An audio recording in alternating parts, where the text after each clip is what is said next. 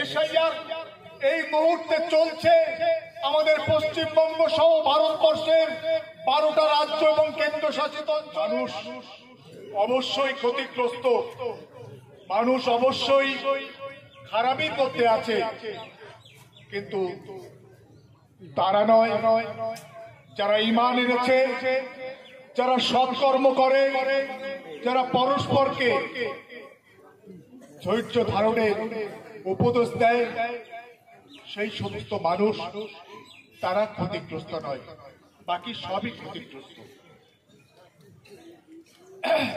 আমার গলা অনেকটা বসে আছে, আপনারা বুঝতে পারছেন। আমি বেশ শারীরিকভাবে অনেকটা অসুস্থ, কিন্তু মুয়াজ্জেম ভাইয়ের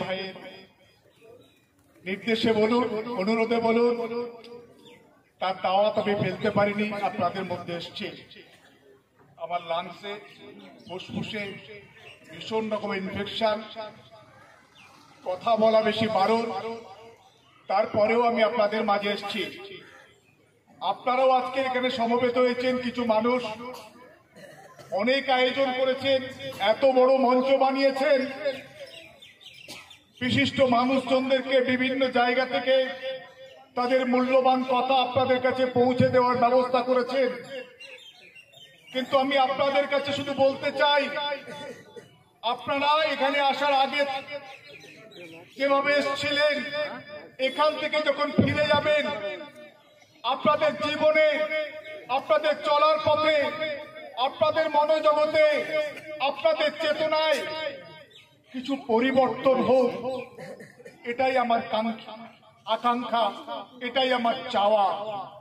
কারণ আমরা যেখানে ছিলাম সেখানেই থেকে যদি কিছু স্লোগান, কিছু শাউটিং, কিছু নারায়ে তাকবীর, আল্লাহু আকবার বললাম, বেশ হামটাম বের করলাম, তারপর বাড়ি চলে গেলাম, যেভাবে আগের দিনগুলো আমাদেরকে পার করছিলাম, আমরা ঠিক সেইভাবেই আবার প্রতিটা দিন যাপন করলাম। আমার বোধ হয় তার মধ্যে কোনো কামিয়াবি নেই। আপনারা সবাই, আমার ভাইয়েরা সবাই স্লোগান দিচ্ছিলেন, আল্লাহ রসুলের প্রতি কটূক্তি, তার নামে যে আই লাভ মোহাম্মদ বলার জন্য সারা দেশব্যাপী প্রায় সহস্রাধিক 1000-এরও বেশি ভাইকে গ্রেফতার করা হয়েছে। এখনো বহু ভাই ভারতবর্ষের বিভিন্ন জেলে আছে, কয়েকশো কেস হয়েছে আমার এই ভাইদের বিরুদ্ধে। আমরা তার প্রতিবাদ করছি, একই সঙ্গে এই সভা প্রতিবাদ করছে।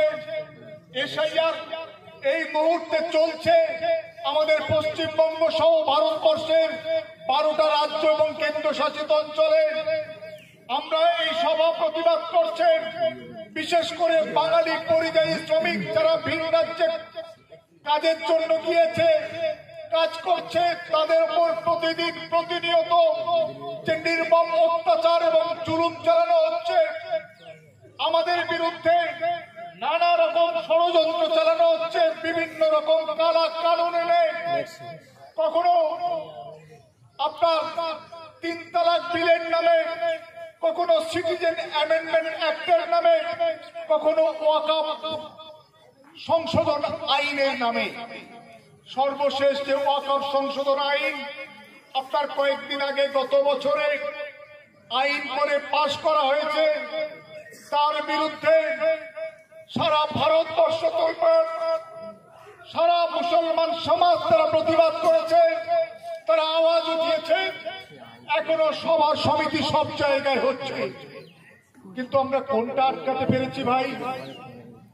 আমাদের বাবরি মসজিদ 1949 সালের 22শে ডিসেম্বর তালা লাগিয়ে দিয়েছিল। ঈশার নামাজের পর পরের দিন ফজরের নামাজ আর পড়তে পারেনি মুসলমানরা।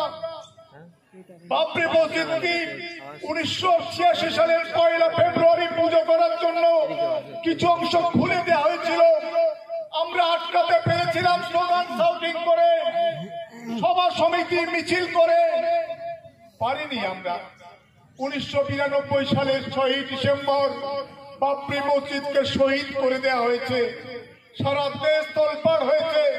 দেশের প্রধানমন্ত্রী কমলাপতি বেঙ্কট নরসিংহ রাও সেদিন সন্ধ্যায় বেতার ভাষণে ঘোষণা দিয়েছিল যথাস্থানে আমরা অবিলম্বে বাবরি মসজিদ তৈরি করে দেব।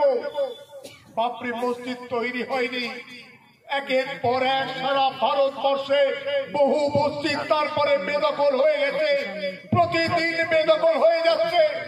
মোয়াজ্জেম ভাই গেছিলেন গত পরশুদিন, আমরা দুইজন মন্ত্রীর সঙ্গে দেখা করতে গেছিলাম রাইটার্সি।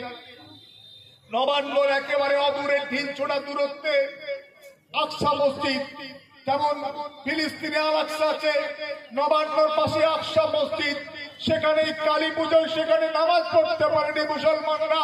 সেই মসজিদ চত্বরে কালী পুজো হয়েছে, মন্ত্রী মহোদয় উপস্থিত থেকে সেই মসজিদ চত্বরে কালী পুজোর উদ্বোধন করেছে। আমরা রুখতে পারিনি। আমরা দাবি করছি, আমরা বলছি, স্লোগান দিচ্ছি, ভাইরা জোশের সঙ্গে বলছে I love Muhammad. I love Muhammad বলাতেই কি মোহাম্মদ সাল্লাল্লাহু আলাইহি সাল্লামের উপরে কি সত্যি সত্যি ভালোবাসার প্রমাণ হয়? একবার বিবেকের দিকে বুকে হাত দিয়ে বলুন তো, সত্যি কি তাই? আই লাভ মোহাম্মদ বললাম মানে আমি আল্লাহ রসুলকে সত্যি ভালোবাসি। আল্লাহ রসুল কে ছিলেন? বলেছেন পীরজাদা যে তিনি সৃষ্টি না হলে সারা পৃথিবী সৃষ্টি হতো না। সেই বিশ্বের সর্বশ্রেষ্ঠ মহামানব তিনি কি চেয়েছিলেন?